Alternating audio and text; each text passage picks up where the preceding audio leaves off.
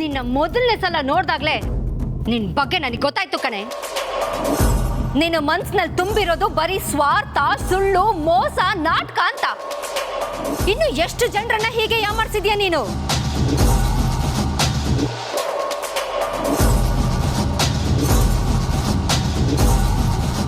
ಕೊನೆಗೆ ನನ್ನನ್ನು ನಂಬಿಸ್ಬಿಟ್ಟಿಯಲ್ಲ ನೀನು, ನನ್ನನ್ನು ದಡ್ಡಿ ಮಾಡ್ಬಿಟ್ಟಿಯಲ್ಲ.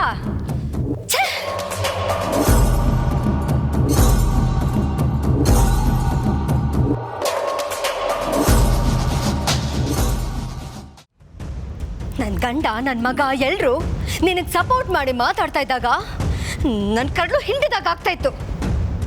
ಈಗ ಎಲ್ರಿಗೂ ಅರ್ಥ ಆಗುತ್ತೆ.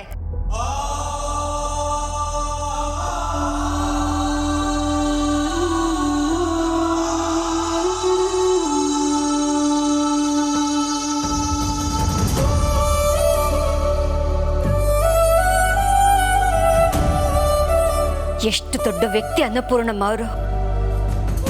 ಅವರನ್ನೇ ನಿನ್ನ ಮಾತಲ್ಲಿ ಮೋಡಿ ಮಾಡಿ ಅವ್ರ ಮನೆಗೆ ಜಾಗ ಕೇಳ್ಕೊಂಡು ಹೋಗಿ ಕೊನೆಗೆ ಅವ್ರ ಮನೆನೇ ವಶಕ್ಕೆ ತಗೊಳಕ್ಕೆ ಪ್ಲಾನ್ ಮಾಡಿದ್ದೆ ಅಲ್ವಾ ನೀನು?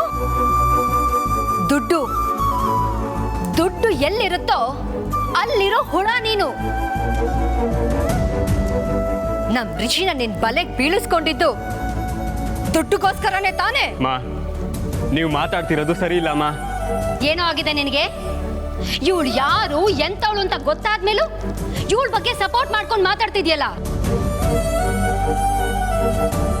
ಇವಳು ಪ್ರೀತಿ ಅನ್ನೋ ಹೆಸರಿನಲ್ಲಿ ನಿನ್ನನ್ನ ಸರಿಯಾಗಿ ಬಳಸ್ಕೊಂಡಿದ್ದಾಳಷ್ಟೇ.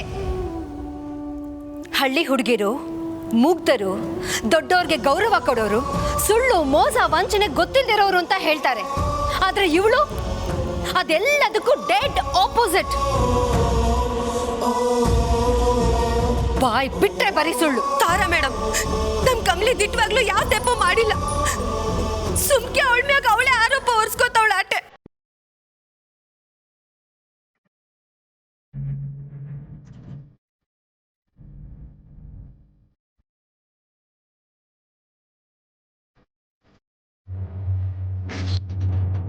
ಓಹೋ, ಹಾಗಾದ್ರೆ ನೀನ್ ಹೇಳೋದೇನು? ಇದಕ್ಕೆಲ್ಲ ಕಾರಣ ಅನ್ನಪೂರ್ಣಮ್ಮ ಅವರು, ಚಂದ್ರಕಾಂತ್ ಅವರು ಅಂತನಾ?